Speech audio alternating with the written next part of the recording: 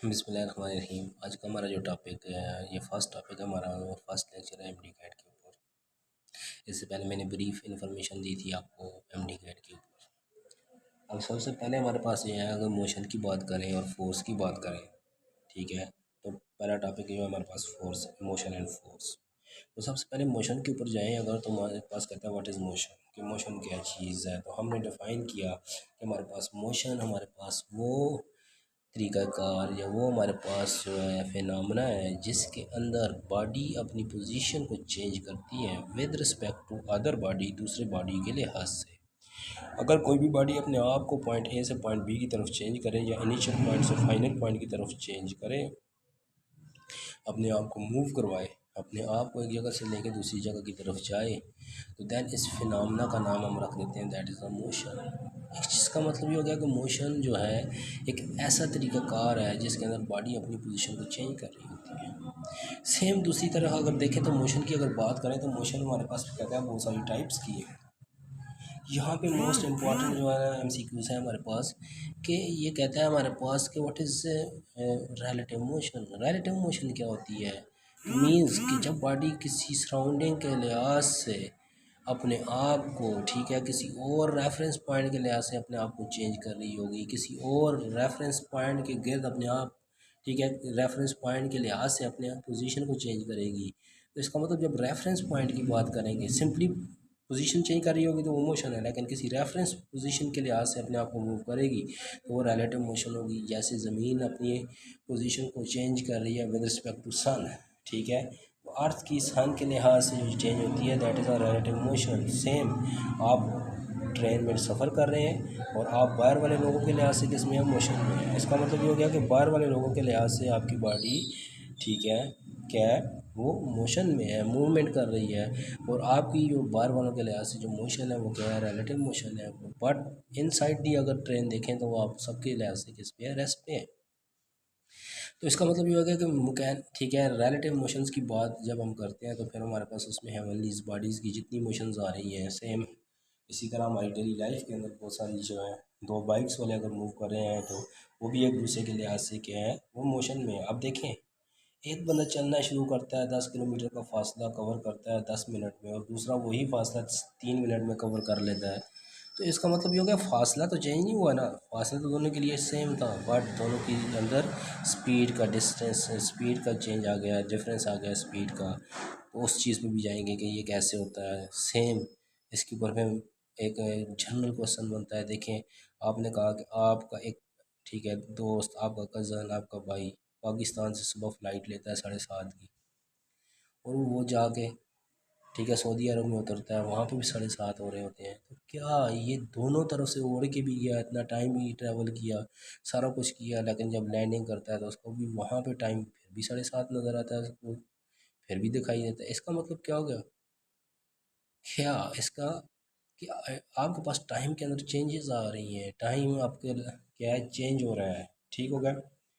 उस चेंज को, ठीक है, रिलेशंस को या उस रिलेटिव इमोशंस को एक्सप्लेन करने के लिए फिर हमारे पास एक टर्म आती है रिलेटिविटी। आगे जाके आप, ठीक है, 19 चैप्टर में इसके ऊपर भी डिस्कस करेंगे रिलेटिविटी क्या होती है, रिलेटिव इमोशंस क्या होती है। दूसरी चीज़ अगर हम देखें तो जब हम मोशन की बात कर रहे होते हैं तो मोशन को जो फिनोमेना एक्सप्लेन करता है वो मैकेनिक्स है। इसका मतलब mechanics is the branch of physics. Mechanics जो है वो ब्रांच ऑफ फिज़िक्स है, विच डील, जो कि डील करती है विद मोशन, मोशन को। There are two types of mechanics. Mechanics की जो दो टाइप्स हैं, one is a dynamic and other is a kinematic. कि डायनामिक और काइनेमेटिक दो ब्रांचेज हैं किसकी, मैकेनिक्स की। अब कहता है जब डायनामिक की बात करेंगे तो फोर्स का तयन होगा, फोर्स वहाँ पे मौजूद होगी, वहाँ पे फोर्स आपको फिर इंट्रोड्यूस करवानी पड़ेगी, फिर उस फोर्स की आपके पास प्रॉपर्टीज़ पे जाना पड़ेगा, फोर्स की काजेज़ पे जाना पड़ेगा। और अगर दूसरी तरफ देखें तो काइनेमेटिक है, और काइनेमेटिक की बात करें तो काइनेमेटिक के अंदर किसी किस्म की कोई फोर्स का तयन आपको नज़र नहीं आएगा। अब डायनामिक फ़ोर्स की अगर इक्वेशंस की बात करें तो डायनामिक्स के ऊपर जो फ़ोर्स है या फ़ोर्स की जो इक्वेशंस हैं जो उसको आप एक्सप्लेन करते हैं, उनको लॉज ऑफ फिज़िक्स भी, जो लॉज ऑफ न्यूटन भी कहते हैं, या लॉज ऑफ फोर्स भी, या लॉज ऑफ मोशन भी कहते हैं, और वो आप आगे फिर इसी में स्टडी भी करेंगे कि लॉ ऑफ मोशंस क्या है और कैसे खाते हैं। और दूसरा आपके पास विदाउट फोर्स की बात करें तो यहाँ पे इक्वेशन ऑफ मोशंस हैं। आप देखेंगे फर्स्ट इक्वेशन लिखें, सेकंड लिखें, थर्ड लिखें, या आपके पास जनरल इक्वेशन ऑफ मोशन लिखें S is equal to V T, तो कहीं पे भी फोर्स का आपको लफ्ज़ नज़र नहीं आएगा। बट बॉडी मूव कर रही है, बॉडी पोजीशन चेंज कर रही है, इनिशियल एंड फाइनल वेलोसिटी है, उसके अंदर गेन कर रही है, एक्सेलरेशन है। ठीक है, तो इसका मतलब ये हो गया कि आपके पास जो है वो सारी चीज़ें ऐसी आती हैं जिनमें विदाउट फोर्स और विद फोर्स की बातें हो रही होती हैं। तो इसलिए ठीक है, मैकेनिक्स को हमने दो हिस्सों में डिवाइड कर दिया, that is a kinematic and a dynamic. पहले पोर्शन के अंदर जब मोशन की बात कर रहे होंगे, body in already in motion होगी, जब बॉडी ऑलरेडी इन मोशन होगी तो देन फोर्स नहीं नज़र आएगी। और इस तरह की जो मोशन हो रही होती है दैट इज़ अ काइनेमेटिक, इसको हम फिर क्या कहेंगे, काइनेमेटिक कहेंगे। अब बात ये लफ्ज़ ये है कि जब मैकेनिक्स की बात करते हैं तो मैकेनिक्स के ऊपर फिर एक इम्पॉर्टेंट क्वेश्चन आता है कि आपके पास जो है ये मैकेनिक्स जो है ये क्लासिकल है, ये आपके पास मॉडर्न मैकेनिक्स है।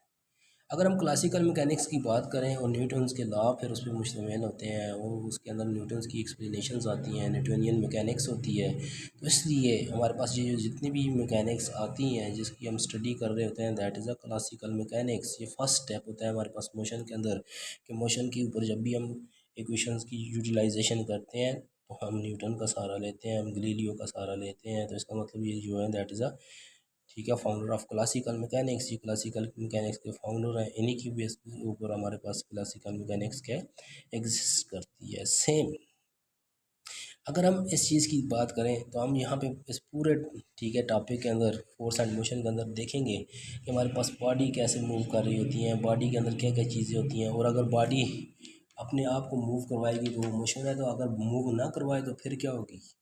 हमने कहा था जब बॉडी मूव ना करवाए तो वो रेस्ट में होती है, और बॉडी अपने आप को मूव करवाए तो वो मोशन में होती है। इसका मतलब ये हो गया कि rest and motion two types, कि रेस्ट और मोशन दो अल्टरनेट वर्ड्स हैं, दो which are opposite to each other, जो दोनों एक दूसरे के हैं, अपोजिट हैं, जो वर्किंग करते हैं। अब जब बॉडी के ऊपर हमने कहा ठीक है कि बॉडी मूव कर रही है, जब मोशन उसके अंदर आ गई है, जब बॉडी के ऊपर किसी किस्म की भी मोशन एप्लीकेबल हुई है, तो जब भी बॉडी के ऊपर किसी किस्म की कोई भी एप्लीकेशन हुई है या बॉडी ने मूव किया अपने आप को पॉइंट ए से पॉइंट बी की तरफ, ठीक है, कि उसने अपने आप को मूव करवाया point A to point B, तो इसके दरमियान दरमियान उसने कोई डिस्टेंस कवर किया। ठीक है, इसका मतलब ये हो गया कि जब मोशन की बात आएगी तो पहला लफ्ज़ डिस्टेंस का लिखा हुआ नज़र आएगा आपको। जब मोशन की बात करेगा देन वो डिस्टेंस को एक्सप्लेन करेगा, पता है व्हाट इज़ डिस्टेंस, कि डिस्टेंस क्या होता है। डिस्टेंस को हमने तो जब हम डिस्टेंस को एक्सप्लेन कर रहे होते हैं तो व्हाट इज़ डिस्टेंस, ठीक है, पहला टर्म हमारे पास यहाँ पे यह टर्मिनोलॉजी क्या आती है डिस्टेंस की। व्हाट इज़ डिस्टेंस, डिस्टेंस क्या चीज़ होती है, how can we explain distance, distance को हम कैसे एक्सप्लेन करेंगे। तो दी ठीक है length covered by a body, जो बॉडी लेंथ कवर करती है बिटवीन टू पॉइंट, दो पॉइंट के दरमियान। आपके पास पॉइंट था, ठीक है, एक पॉइंट था हमारे पास 0 1 का पॉइंट, और दूसरा हमारे पास पॉइंट था 0 5 का पॉइंट।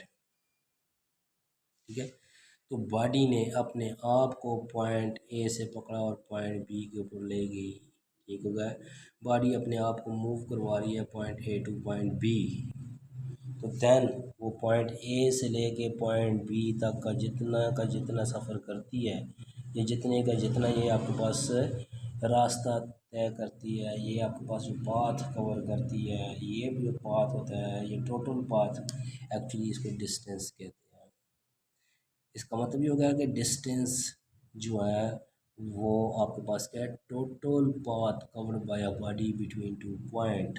और इसको हम जनरली हम कहते हैं, इसको हम डी से भी डिनोट करते हैं, हम इसको एस से भी करते हैं, इसको हम एल से भी करते हैं, इसको हाइट की फॉर्म में भी लिख रहे होते हैं, इसको विड्थ की फॉर्म में भी लिख रहे होते हैं कि हमारे पास जो डिस्टेंस क्या होता है। तो हम उसको लिखते हैं कि ये हमारे पास होता है S is equal to V into T. ठीक हो गया, हमारे पास ये जो डिस्टेंस है actually S is equal to V T, इस फॉर्मूले से हम इसको फाइंड कर लेते हैं। लेकिन अगर हमारे पास 2 पॉइंट्स हो तो फिर डिस्टेंस को हम कैसे फाइंड करेंगे, ऑलरेडी आपने इसको ठीक है क्योंकि फर्स्ट ईयर आपने इसमें देखी थी और फर्स्ट ईयर के अंदर आपने कहा था कि डिस्टेंस अगर 2 पॉइंट फार्मूला हुआ फिर उसको यूज़ करेंगे टी, ठीक है, D is equal to x2 minus x1 plus y2 minus y1। अगर हम डिस्टेंस फाइंड करना चाहेंगे तो हम क्या करेंगे, फिर फाइनल पोजीशन में से इनिशियल पोजीशन को माइनस कर देंगे। अगर 2 पॉइंट है तो फिर 2 पॉइंट फार्मूले को हम यूटिलाइज़ करेंगे, ठीक है। इसी तरह हमारे पास अगर सिंपल सिंगल पॉइंट है तो उसका जनरल फार्मूला हम ये लिखते हैं, D is equal to R2 minus R1। What is R2? R2 हमारे पास क्या है, that is a final position. And what is R1? What is R1? तो R1 is a initial position. इसका मतलब ये हो गया कि जब हम डिस्टेंस फार्मूला लगाएंगे, अगर दो पॉइंट्स होंगे कोऑर्डिनेट सिस्टम की तरह के हमारे पास पॉइंट, ठीक है, ये अगर आप देखें तो कोऑर्डिनेट सिस्टम की तरह पॉइंट्स हुए तो फिर इसके ऊपर हम ये वाला फार्मूला लगाएंगे। और अगर हमारे पास जनरल R2 और R1 की फॉर्म हुई, ये जनरल दो वेक्टर्स गिवन हुए, तो देन फिर हम इसके ऊपर D is equal to R2 minus R1 का फार्मूला लगा के डिस्टेंस क्या कर सकते हैं, फाइंड कर सकते हैं। इसका मतलब ये हो गया कि डिस्टेंस के ऊपर, ठीक है, दोनों फार्मूले आपके पास यूटिलाइज होते हैं। और अगर डिस्टेंस फाइंड करना है, ठीक है, अगर अगर पास वेलोसिटी गिवन है और टाइम गिवन है तो देन आप जनरल इक्वेशंस को भी इस्तेमाल कर सकते हैं। S is equal to V T, D is equal to V T, ठीक हो गया। सेम इसी तरह अगर हम नेक्स्ट पे जाएं, हमने डिस्टेंस की बात की तो डिस्टेंस की फिर हमें यूनिट का भी बताना चाहिए कि डिस्टेंस की यूनिट क्या है। तो यहाँ पे मैं एक अलग से एक चीज़ को डिस्कस करने जा रहा हूँ कि डिस्टेंस की यूनिट हमारे पास जो है, ठीक है, वो जनरली हम बेसिक यूनिट की बात करें तो वो मीटर है, ठीक है, जो 9 10 से हम पढ़ते आ रहे हैं। सेम फर्स्ट ईयर के अंदर आपने इसी टॉपिक को पढ़ते हुए आपने कहा था कि डिस्टेंस की यूनिट जो है वो लाइट ईयर भी होती है, डिस्टेंस की यूनिट यार्ड भी होती है, डिस्टेंस की यूनिट फीट भी होती है, ठीक है, डिस्टेंस की यूनिट, ठीक है, आपके पास सेंटीमीटर भी है, माइक्रोमीटर भी है, मिलीमीटर भी है। ये सारी डिस्टेंस की क्या यूनिट है, प्रीफिक्सेस के लिहाज से भी हैं, स्मॉल लेवल पे भी हैं, लार्ज लेवल पे भी हैं, ठीक है।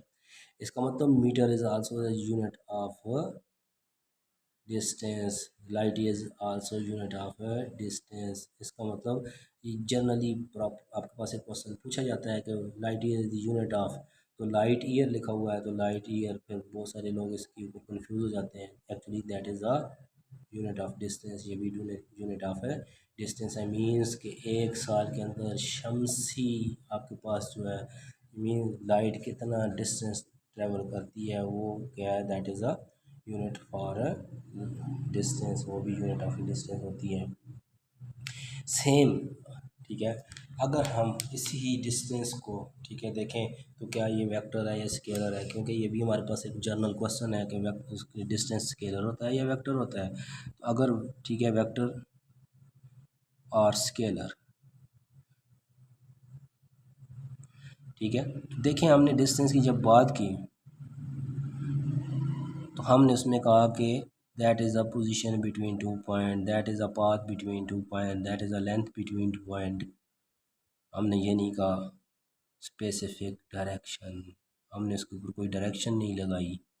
इसका मतलब जब हम इसके ऊपर कोई डायरेक्शन नहीं लगाते तो then it is not a vector quantity, it is a scalar quantity. ये हमारे पास क्या है, स्केलर क्वांटिटी है। अगर हम इसकी बात करेंगे तो देन हम कहेंगे कि distance is a scalar quantity.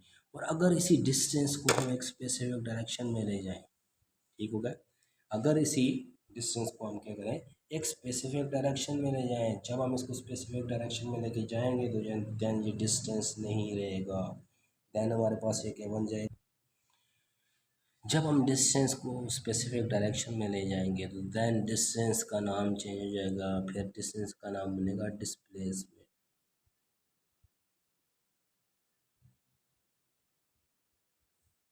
इसका मतलब ये होगा कि व्हाट इज़ डिस्प्लेसमेंट, डिस्प्लेसमेंट क्या है, तो that is a modified form of a distance. Modified form of distance है एक्चुअली कि जब हम दो पॉइंट्स के ऊपर जाते हैं, पॉइंट ए से जाते हैं पॉइंट बी के ऊपर, ठीक है, तो पॉइंट ए के से बी के ऊपर जाने के लिए हमारे पास, फिर पॉइंट बी से सी के ऊपर और सी से डी के ऊपर जाने के लिए अब अगर देखें तो इस तरह की हमारे पास स्पेसिफिक अगर चीज़ है तो इसमें हमारे पास बहुत सारे पाथ बन रहे हैं। हम पॉइंट ए से बी जाके बी से सी भी जा सकते हैं, हम पॉइंट ए से डी जाके डी से सी भी जा सकते हैं, लेकिन हम एक और भी काम कर सकते हैं, हम डायरेक्ट पॉइंट ए से सी भी जा सकते हैं। इसका मतलब ये हो गया शॉर्टकट जब हम लगाएंगे point A to C, position हमारी पास सी है और हमने जाना है इसके ऊपर, तो हम अगर हम ए से बी और बी से सी जाएंगे तो ये डिस्टेंस होगा, फिर डिस्प्लेसमेंट नहीं होगी। और अगर हम इसके ऊपर शॉर्टकट लगाएंगे, शॉर्टेस्ट डिस्टेंस को चूज़ करेंगे, एक स्पेसिफिक डायरेक्शन में अपने आप को लगा देंगे, तो दैन क्या हो जाएगा, ये डिस्प्लेसमेंट बन जाएगा। इसका मतलब ये होगा डिस्टेंस की मॉडिफाइड फॉर्म है। शॉर्टेस्ट डिस्टेंस जो होता है एक्चुअली वो डिस्प्लेसमेंट होता है। दैट इसको हम डिनोट करते हैं, तो इससे डिनोट करते हैं, उसके ऊपर एरो डाल देते हैं, एस के ऊपर एरो डाल देते हैं, लेंथ के ऊपर अगर एरो डाल दें, या हमारे पास डब्ल्यू विड्थ के ऊपर एरो डाल दें, तो ये सारे के सारे हमारे पास क्या बन जाएंगे, ये डिस्प्लेसमेंट बन जाएंगे। दैट इज़ अस, ठीक है। इसका भी फार्मूला अगर देखेंगे तो D is equal to R2 minus R1, R2 vector में से R1 वेक्टर को क्या करेंगे, माइनस करेंगे, तो दैन ये क्या बन जाएगा, ये डिस्प्लेसमेंट बन जाएगा। ठीक हो गया। इसी तरह 2 पॉइंट फार्मूला भी आप इसके ऊपर लगा सकते हैं, जो ऑलरेडी आपने पढ़ा भी है, ये सामने लिखा हुआ भी है आपके। दूसरी चीज़ हमारे पास ये है कि अगर हम डिस्प्लेसमेंट की बात करते हैं तो फिर वो कहता है कि इसकी यूनिट क्या होगी, या हमारे पास तो इसकी यूनिट क्या होगी, इसकी यूनिट भी मीटर ही है। ठीक है। अब कहता है अगर इसकी यूनिट मीटर है तो फिर ये वेक्टर है, ये स्केलर है, तो हमने कहा ये स्पेसिफिक शॉर्ट डायरेक्शन है, तो इसका मतलब ये स्पेसिफिक हमारे पास जब शॉर्टेस्ट का एक स्पेसिफिक डायरेक्शन उसके ऊपर लगा दी, तो then that is a vector. तो ये हमारे पास क्या है, ये वेक्टर क्वांटिटी है। अगर डिस्टेंस स्केलर है, डिस्प्लेसमेंट वेक्टर है, तो फिर इन दोनों के अंदर डिफरेंस क्या हुआ, तो डिफरेंस दोनों में आपको नज़र आ रहा है। तो एक लेंथ पाथ और दूसरा शॉर्टेस्ट डिस्टेंस की बात करता है इन स्पेसिफिक डायरेक्शन, किसी स्पेसिफिक डायरेक्शन के अंदर। तो ये हमारे पास एक वेक्टर और स्केलर के अंदर पहचान होती है कि स्केलर में डायरेक्शन नहीं होती और डिस्प्लेसमेंट। ठीक है। हमारे पास जो वेक्टर की बात करें तो वेक्टर में हमारे पास स्पेसिफिक डायरेक्शन होती है। सेम जब हम इन दो चीज़ों की बात करते हैं तो इन दो चीज़ों के ऊपर फिर हमारे पास कहता है कि व्हाट इज़ डिस्प्लेसमेंट बिटवीन, या what is displacement cover by a body along a circular path, कि कोई बॉडी सर्कुलर पाथ के ऊपर मूव कर रही है तो उसका डिस्प्लेसमेंट क्या होगा। उसका डिस्प्लेसमेंट आप बताएं कि उसने उस पॉइंट से स्टार्ट किया, वो सर्कुलर पॉइंट के ऊपर अपने आप को मूव करवा रही है, तो देन ठीक है, उसका डी मीन डिस्प्लेसमेंट की वैल्यू क्या होगी, हमेशा याद रखना है, उसकी डिस्प्लेसमेंट की वैल्यू क्या होगी, वो ज़ीरो होगी। क्यों, उसमें कोई भी डिस्प्लेसमेंट नहीं होगा। अगर हम उसको देखेंगे तो वो शॉर्टेस्ट उसमें आता ही नहीं, हो क्या है, वो सर्कुलर पाथ को फॉलो करके जाएगी। जब सर्कुलर पाथ को फॉलो करके जाएगी तो इसका मतलब ये हो गया कि वो टोटल डिस्टेंस कवर करेगी, टोटल पाथ कवर करेगी। जब टोटल पाथ होगा तो डिस्प्लेसमेंट नहीं हो, क्या होगा, डिस्टेंस होगा। इसका मतलब ये हो गया कि सर्कुलर पाथ में कोई भी डिस्प्लेसमेंट नहीं होता, और अगर उसका डिस्प्लेसमेंट नहीं होता तो उसका क्या होता है, वहाँ पे वो डिस्टेंस होता है। ये आपके माइंड में होनी चाहिए ये चीज़।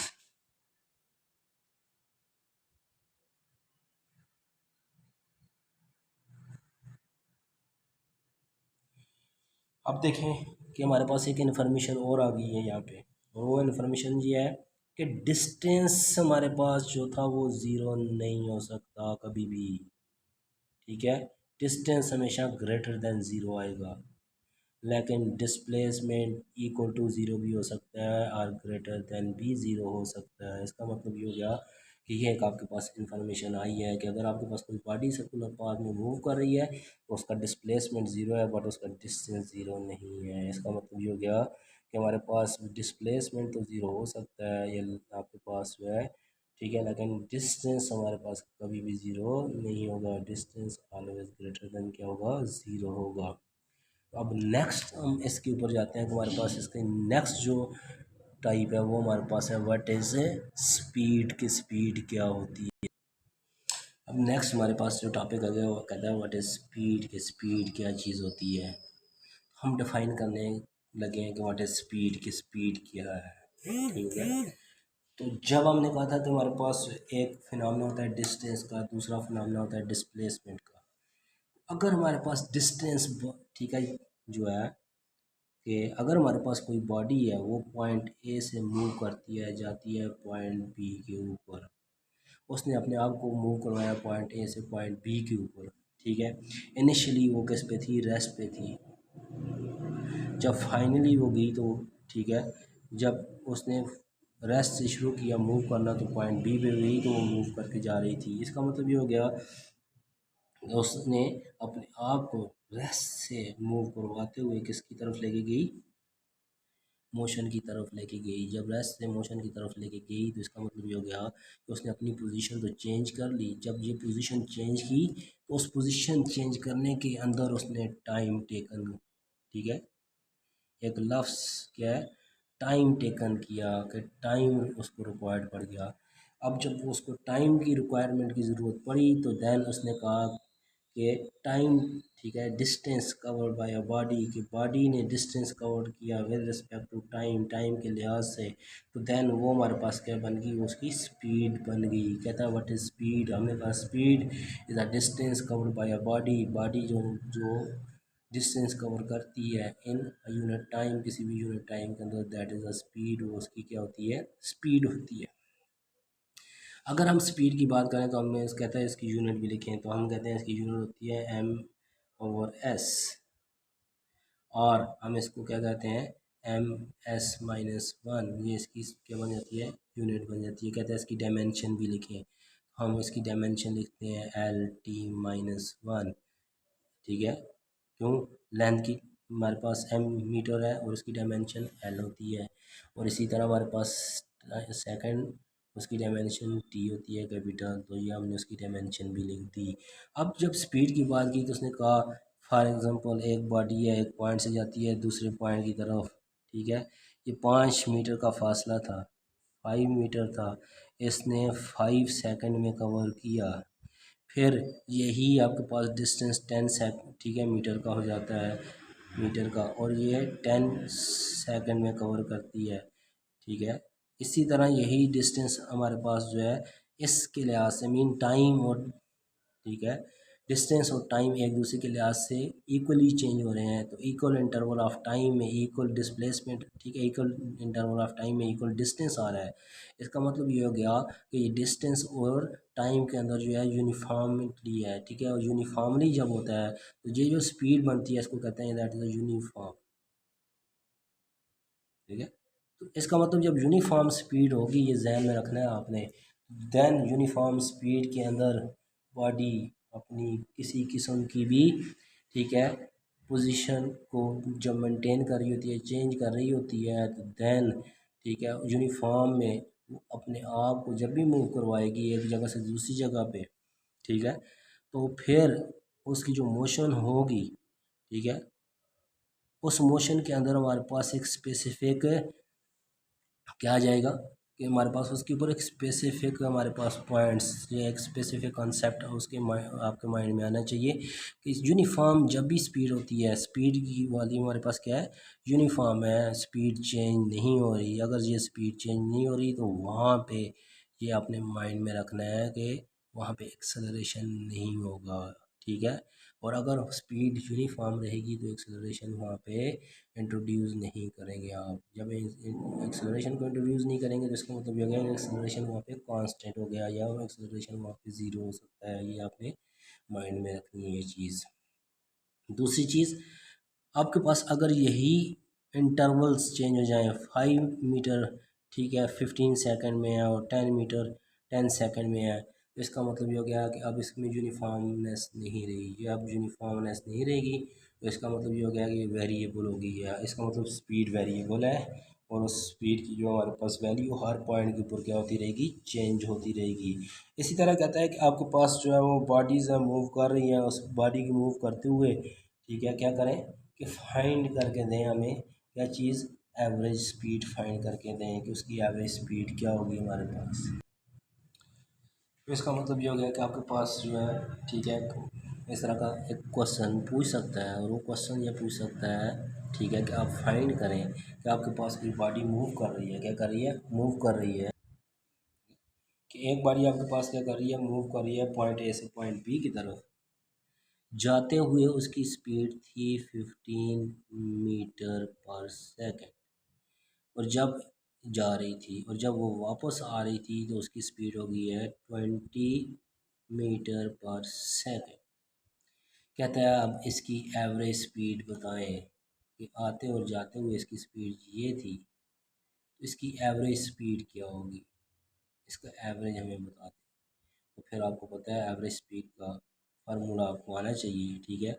और एवरेज स्पीड का फार्मूला होता है v is equal to v1 plus v2 divided by 2। What is v1 and what is v2, कि v1 क्या होती है और v2 क्या होती है, ये आपने माइंड में रखनी है। v1 आपको पता है आपके पास फर्स्ट वेलोसिटी या फर्स्ट स्पीड है उसकी, और v2 उसकी सेकंड है। इस फार्मूले को यूटिलाइज करते हुए आप उसकी स्पीड क्या कर सकते हैं, फाइंड कर सकते हैं। नेक्स्ट में हमारे पास जो है, ठीक है, इसी के ऊपर आपके पास कहता है जब हम स्पीड की बात कर रहे थे तो स्पीड के साथ हमारे पास रिलेटेड है वेलोसिटी।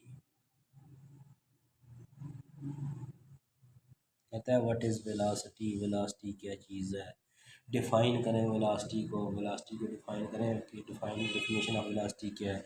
तो कहता है ठीक है, the rate of change of displacement, ये जो डिस्प्लेसमेंट आपने कवर किया था with respect to time, time के लिहाज से। अगर हम इसको डायरेक्शनली देखना शुरू करते हैं, डायरेक्शन के लिहाज से देखें, तो देन ये स्पीड नहीं रहेगी, ये क्या बन जाएगी, वेलोसिटी बन जाएगी। इसका मतलब rate of change of displacement. और अगर rate of change of distance कहेंगे तो then वो स्पीड रहेगी, ये ध्यान में रखना। और जब हम इसकी यूनिट लिखते हैं तो इसकी यूनिट भी क्या बनती है, एम एस माइनस वन। कहता है इसकी डायमेंशन लिखें तो वही है, ठीक है, एम के ऊपर हमारे पास ज़ीरो लिख दें, एल के ऊपर हमारे पास जीरो, ठीक है, एम के ऊपर ज़ीरो लिख दें एल, और टी माइनस वन लिख दें। अब एम के ऊपर ज़ीरो लिखने का मतलब यह है कि वन एम लिखें ना लिखें कोई फ़र्क नहीं पड़ता, हम इसको ऐसे भी लिख सकते हैं, या सिंपली हम एल टी माइनस वन भी लिख सकते हैं, कोई इशू नहीं है। ये डायमेंशन है हमारे पास किसकी, ठीक है, वेलोसिटी की। अब कहता है जब वेलोसिटी की आपने बात की तो वेलोसिटी जो है ना अगर यूनिफॉर्म है, एक लिहाज से दूसरी जगह पे अपने आप को चेंज कर रही है, तो देन ठीक है आप उसको देखेंगे कि सेम इंटरवल ऑफ टाइम है तो वो यूनिफॉर्म है, अगर same of interval of time नहीं है तो वो, और ये भी याद रखना है कि जब यूनिफॉर्म वेलोसिटी हो, ठीक है,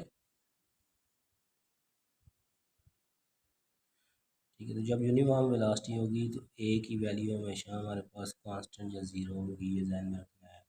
अब इसके ऊपर बहुत सारे आपके पास क्वेश्चन आते हैं, वो भी आपने, कि सर्कुलर पाथ के ऊपर अगर बॉडी मूव कर रही है, ठीक है, तो देन उसका एक्सेलरेशन ज़ीरो होगा, मैक्सिमम होगा, कांस्टेंट होगा, या परपेंडिकुलर होगा, या आपके पास पैरेलल होगा। तो आपने उस चीज़ को देखना है कि आपको पता है सर्कुलर पाथ के ऊपर जब भी बॉडी मूव करती है तो then with respect to display, ठीक है, आपके पास अगर देखें तो डिस्प्लेसमेंट वहाँ पे वेलोसिटी नहीं है, but due to direction, circular path के ऊपर जब बॉडी मूव कर रही होती है तो उसकी डायरेक्शन हर पॉइंट पे चेंज हो रही है। अगर उसके ऊपर हर पॉइंट पे डायरेक्शन चेंज हो रही है तो इसके बारे में आपने पढ़ा हुआ है, दैट इज़ अ टेंजेंटल वेलोसिटी। ये टेंजेंटल वेलोसिटी है, टेंजेंट टू दी सर्कल है, और इसके ऊपर फिर आपके पास जो है वो फॉर्मूले आपने यूटिलाइज करने होते हैं। That is also next topic हमारा वो भी आएंगे, दैट इज़ रोटेशनल मैकेनिक्स। उसके बाद उसके बाद नेक्स्ट अगर हम देखें तो हमने कहा कि हमारे पास जो है वेलोसिटी है कांस्टेंट है, एक बात हमने देख ली। दूसरा हमने कहा वेलोसिटी वेरिएबल है, वो बात भी हमने देख ली। तीसरा आप कहता है जो वेरिएबल वेलोसिटी होती है उसके बारे में आप बताएं कि हमारे पास जो है वो वेरिएबल कैसे रहती है, या वो आपके पास चेंज कैसे होती है। तो हमने कहा कि हमारे पास जो है अगर कोई बॉडी मूव करती है point A to point B, और उसकी जो है वाला, ठीक है, इक्वल, ठीक है, इक्वल डिस्प्लेसमेंट, ठीक है, इन इक्वल इंटरवल होता है।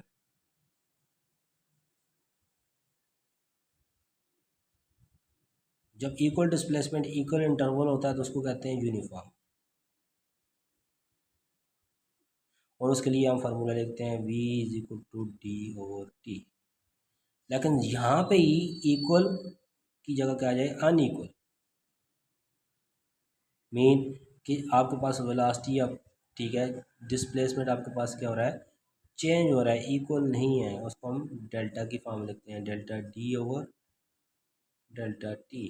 तो देन इसका मतलब ये होगा कि हमारे पास हर पॉइंट के ऊपर वेलोसिटी क्या हो रही है, चेंज हो रही है, और जब हर पॉइंट के ऊपर वेलोसिटी चेंज होगी तो that is called a variable velocity. ये हमारे पास क्या होती है, वेरिएबल वेलोसिटी होती है, और हर पॉइंट के ऊपर अपने आप को अगर चेंज करती रहे तो इसको इंस्टेंटेनियस भी कहते हैं, पॉइंट टू पॉइंट हर लम्बे के ऊपर, ठीक हो गया। तो इसका मतलब ये हो गया कि हमारे पास नेक्स्ट में हमारे पास कहता है कि जब हम वेलोसिटी की बात करते हैं तो वेलोसिटी की उसकी डायमेंशन वो चीज़ें हमने इसमें देखी। नेक्स्ट में हमारे पास कहता है यहाँ पे, जब ये सारा काम आपने कर लिया तो आप ये बताएं कि हम कैसे फाइंड करते हैं एवरेज वेलोसिटी, कि एवरेज वेलोसिटी का फार्मूला क्या है, ऑलरेडी आपने लिखा भी है, ठीक है, कि एवरेज स्पीड का जो फार्मूला है वही एवरेज वेलोसिटी का भी होता है, कि वी एरो आ जाता है इसमें V1 plus V2 divided by 2, ठीक है। ये हमारे पास किसका फार्मूला होता है, एवरेज वेलोसिटी का फार्मूला होता है। उसके बाद नेक्स्ट पे हम जाते हैं कि हमारे पास एक्सेलरेशन क्या है।